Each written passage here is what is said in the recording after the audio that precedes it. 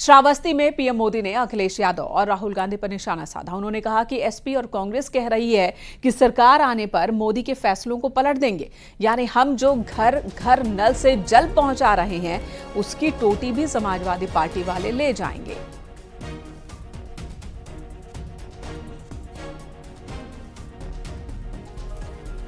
प्रधानमंत्री ने अखिलेश यादव पर बड़ा हमला किया है। उन्होंने कहा कि टोटी ले जाने में उन्हें महारत हासिल है, तो इस तरह से कमेंट किया प्रधानमंत्री ने।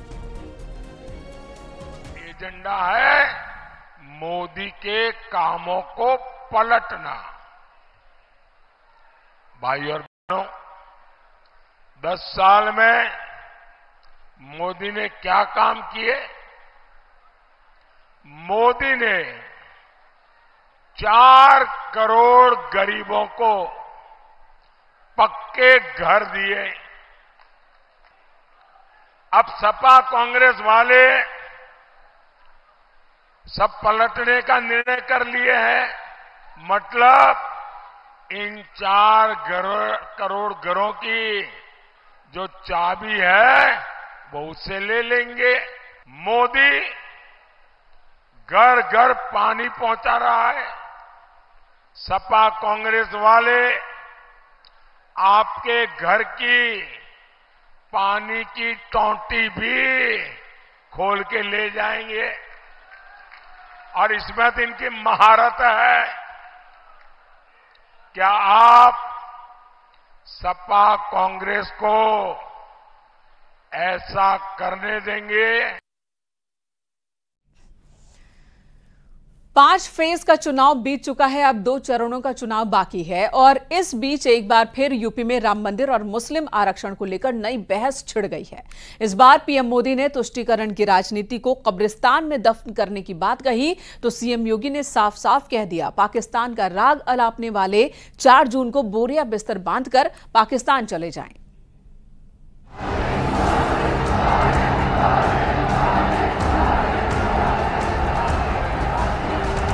आपका एक वोट तुष्टीकरण की राजनीति को कब्रिस्तान में गाड़ देगा। जो पाकिस्तान का राग अलाप रहे हैं, 4 जून को उनका बोरिया बिस्तर बंद करके पैक करके उनको बोलो जाओ पाकिस्तान, भारत पे बोझा मत बनो, पाकिस्तान में जाके भीख मांगो। मोदी योगी की सुपर जोड़ी, जिनके तेवर, जिनके कलेवर 400 पार के फेवर में है, विपक्ष का भ्रम तोड़ने के लिए मैदान में है और हिंदुत्व के खिलाफ विपक्षी एजेंडे को कब्रिस्तान में दफन करने की ठान चुके हैं।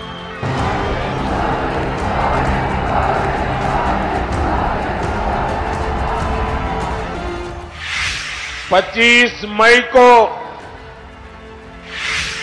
आपका एक वोट तुष्टीकरण की राजनीति को कब्रिस्तान में गाड़ देगा।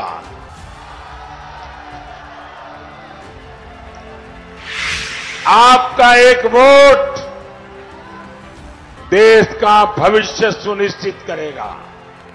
मोदी योगी के तर्कश में ऐसे ऐसे शब्दवाण हैं जिससे बच पाना इंडिया गठबंधन के लिए मुश्किल ही नहीं, नामुमकिन सा है, क्योंकि राम विरोधी कांग्रेस और समाजवादी पार्टी पर पीएम मोदी और सीएम योगी ने डबल अटैक किया है। ये लोग सनातन धर्म के विनाश करने की बात करते हैं और इन सब की आका कौन है? कांग्रेस पार्टी। कांग्रेस के साझादे तो राम मंदिर पर सुप्रीम कोर्ट का फैसला, जिसके कारण राम मंदिर बना है, वो फैसला पलटना चाहते हैं। ये राम मंदिर पर बाबरी ताला लगाने का सपना देख रहे हैं कि कांग्रेस और समाजवादी पार्टी के अंदर उनका घोषणा जो कहती है, वो ये कहती है कि हम विरासत टैक्स लगाएंगे। ये विरासत टैक्स कुछ और नहीं, ये औरंगजेब का जजिया कर है, जजिया कर। क्या जजिया कर देंगे? अरे स्वतंत्र भारत है, जजिया कर औरंगजेब ने लगाया था। औरंगजेब मुगलों का सबसे क्रूर बादशाह था। औरंगजेब ने अपने भाई की हत्या की। औरंगजेब ने अपने बाप शाहजहां को कैद कर दिया था। 5 चरणों का चुनाव बीत चुका है, 2 चरणों का चुनाव बाकी है। यही वजह है कि उत्तर प्रदेश में पीएम मोदी ने राम मंदिर के साथ विपक्ष के तुष्टीकरण की राजनीति पर हमला बोला, तो सीएम योगी ने पाकिस्तान पर नई बहस छेड़ दी है और इशारों इशारों में कह दिया, पाकिस्तान का राग अलापने वाले भारत पर बोझ मत बनो। 23 करोड़ की कुल आबादी और वो अभी भूख से मर रही है। इसीलिए मैं आपसे कहना चाहूंगा, जो पाकिस्तान का राग अलाप रहे हैं, 4 जून का उनका बोरिया बिस्तर बंद करके पैक करके उनको बोलो, जाओ पाकिस्तान, भारत पे बोझा मत बनो, पाकिस्तान में जाके भीख मांगो। बहनों और भाइयों, एक तरफ भारत अपने 80 करोड़ लोगों को फ्री में राशन की सुविधा का लाभ दे रहा है, दूसरी तरफ पाकिस्तान में भूख से बिलबिलाते पाकिस्तानी लोग आपके सामने हैं। जितनी पाकिस्तान की आबादी है, उससे बड़ी आबादी को भारत ने पिछले 10 वर्ष में गरीबी रेखा से उभारने में मदद की है। 25 करोड़ लोग गरीबी रेखा से उभरे हैं भारत के अंदर। बीजेपी ने इस बार 400 पार का नारा दिया है। यही वजह है कि पूरा एनडीए चुनाव में ब्रांड मोदी को धार देने में जुटा है। मंच जो भी हो, एनडीए के साथी दमखम के साथ मोदी की गारंटी दे रहे हैं और राम मंदिर के साथ हिंदुत्व और पाकिस्तान का मुद्दा उठा रहे हैं। Bureau report, news 18।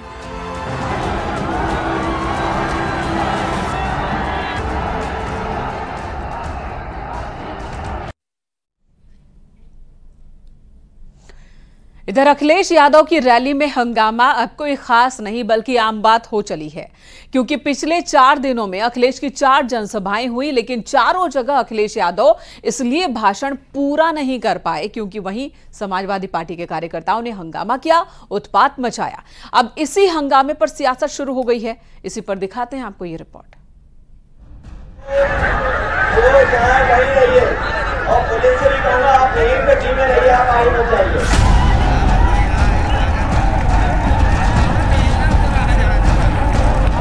पहली तस्वीर, दूसरी तस्वीर,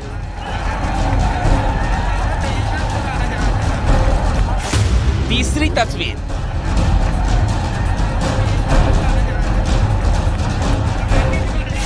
और अब चौथी तस्वीर।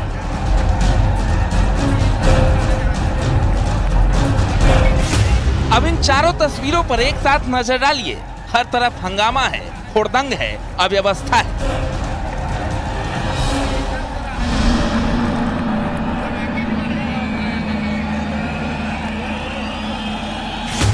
अखिलेश यादव जहां रैली करने जाते हैं, बवाल मच जाता है। समाजवादी पार्टी के कार्यकर्ता जूते चप्पल बरसाते हैं, पुलिस पर पत्थरबाजी करते हैं और अखिलेश यादव मंच पर बैठे सिर्फ तमाशबीन बने रहते हैं।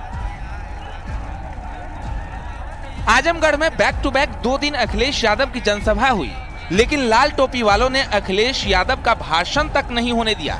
उत्पात ऐसा मचाया कि अखिलेश यादव धर्मेंद्र यादव के समर्थन में मंच पर टकटकी लगाए रहे और हद तो तब हो गई जब दूसरे दिन भी समाजवादी पार्टी के कार्यकर्ताओं ने प्रदर्शन और हंगामे के बाद सुरक्षा में तैनात पुलिस को निशाना बनाया, उन पर पत्थरबाजी की।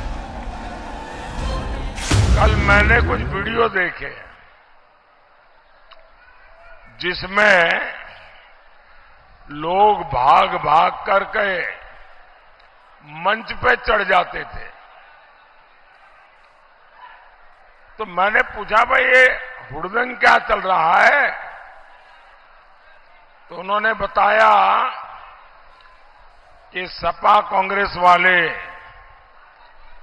रैली में लोगों को लाने के लिए कॉन्ट्रैक्ट देते हैं, प्रति व्यक्ति पैसे देते हैं, लेकिन इन्होंने पेमेंट किया नहीं, इसलिए लोग गुस्से में भाग करके मंच पर पहुंच गए। लेकिन जैसे तैसे पुलिस ने भीड़ को शांत करवाया, तब जाकर अखिलेश यादव का संबोधन शुरू हो सका। लेकिन हैरानी इस बात की है, अखिलेश यादव ने इस हंगामा को जनता का गुस्सा बता दिया और कह दिया ये गुस्सा 7वें चरण तक 7वें आसमान पर पहुंच जाएगा।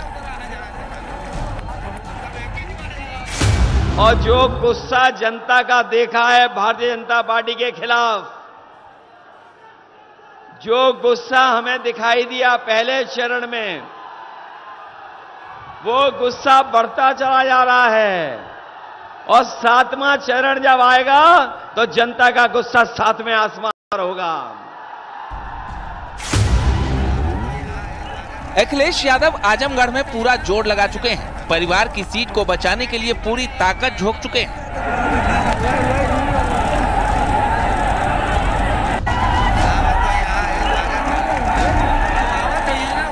लेकिन समाजवादी पार्टी के कार्यकर्ता इस सियासी तपिश में प्रदर्शन, नारेबाजी और पुलिस पर पत्थरबाजी कर रहे हैं, वो भी पार्टी अध्यक्ष के सामने। Bureau report, news 18।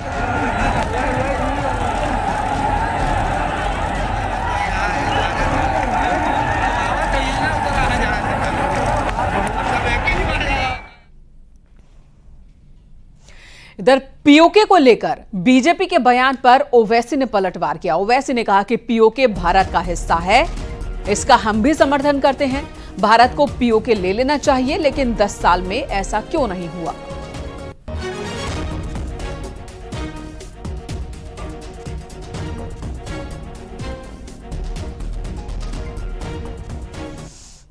ये पाक ऑक्यूपाई कश्मीर हमारा है या नहीं है? अरे जोर से बोलो, है या नहीं है? कांग्रेस कहती है पाकिस्तान के पास एटम बम है, उसको छोड़ दो। राहुल बाबा, मैं महाराज अग्रसेन की भूमि से कहता हूं कि ये पाक ऑक्यूपाई कश्मीर भारत का है, रहेगा और हम उसको लेकर रहेंगे। 10 साल से आपने क्या किया? बड़ा बराबर लीजिए पीओके को, हम भी कह रहे हैं भारत का हिस्सा है, मगर चुनाव में आपको पीओके आ जाता है। पीओके की बात करते हैं, 10 साल से आपने क्या किया? बड़ा बराबर लीजिए पीओके को, हम भी कह रहे हैं भारत का हिस्सा है, मगर चुनाव में आपको पीओके आ जाता है। इधर केंद्रीय मंत्री और अपना दल एस की अध्यक्ष अनुप्रिया पटेल का बयान वायरल होने के बाद चुनाव में अब नया मोड़ आ गया है। राजा भैया की टीम ने अब मिर्जापुर में अनुप्रिया पटेल के खिलाफ चुनाव प्रचार करने का ऐलान कर दिया। चर्चा ये है कि खुद रघुराज प्रताप सिंह उर्फ राजा भैया भी प्रचार में आ सकते हैं। सूत्रों के हवाले से खबर यह है कि राजा भैया 24 मई को मिर्जापुर जा सकते हैं और अनुप्रिया पटेल के खिलाफ प्रचार करेंगे। अनुप्रिया पटेल के बयान से राजा भैया के समर्थक नाराज हैं। राजा भैया अपने कार्यकर्ताओं के साथ एक मीटिंग भी करेंगे।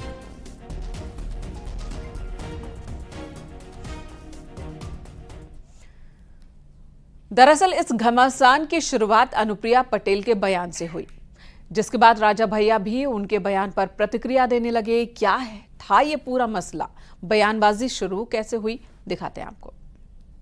से पैदा नहीं होता, ईवीएम के बटन से पैदा होता है।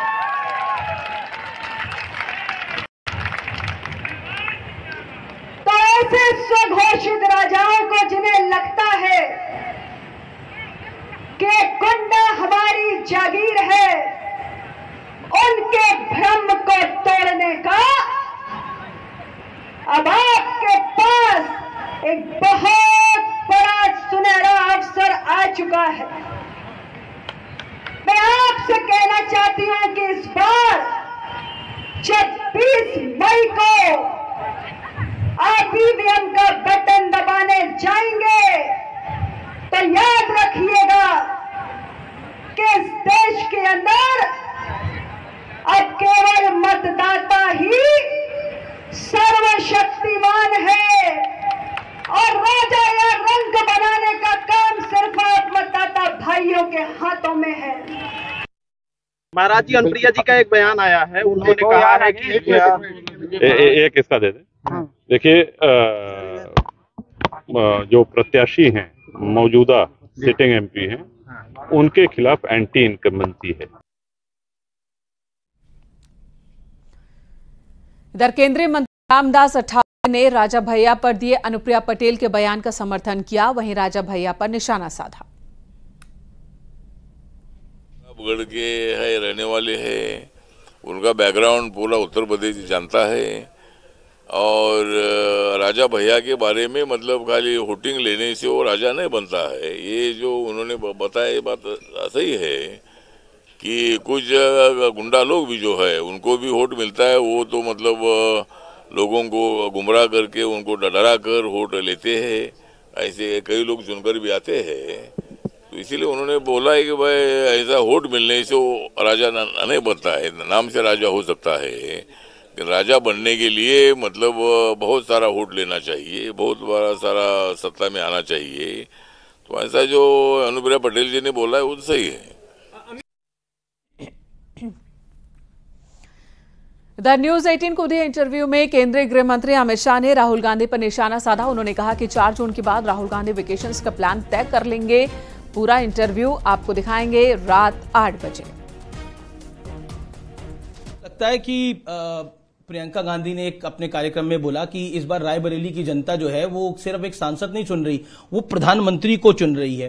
क्या आपको लगता है विपक्ष भी थोड़ा कॉन्फिडेंट हुआ है बीते 5 चरणों में? तो रायबरेली की सीट जीतने के लिए शायद उन्होंने कहा होगा, वो भी जान रहे हैं, मुझे तो मालूम नहीं, मगर उनका वैकेशन का प्लान भी तय होगा 4 तारीख के बाद का। चुनाव में पहली बार न्यूज 18 आपके समक्ष लेके आ रहा है देश के गृह मंत्री अमित शाह के साथ बिताए हुए 14 घंटे। अब हम झारसुगुड़ा से चलेंगे संभलपुर की तरफ। प्रियंका गांधी ने एक अपने कार्यक्रम में बोला कि इस बार रायबरेली की जनता जो है वो सिर्फ एक सांसद नहीं चुन रही, वो प्रधानमंत्री को चुन रही है। वो भी जान रहे हैं, उनका वैकेशन का प्लान भी तय होगा 4 तारीख के बाद।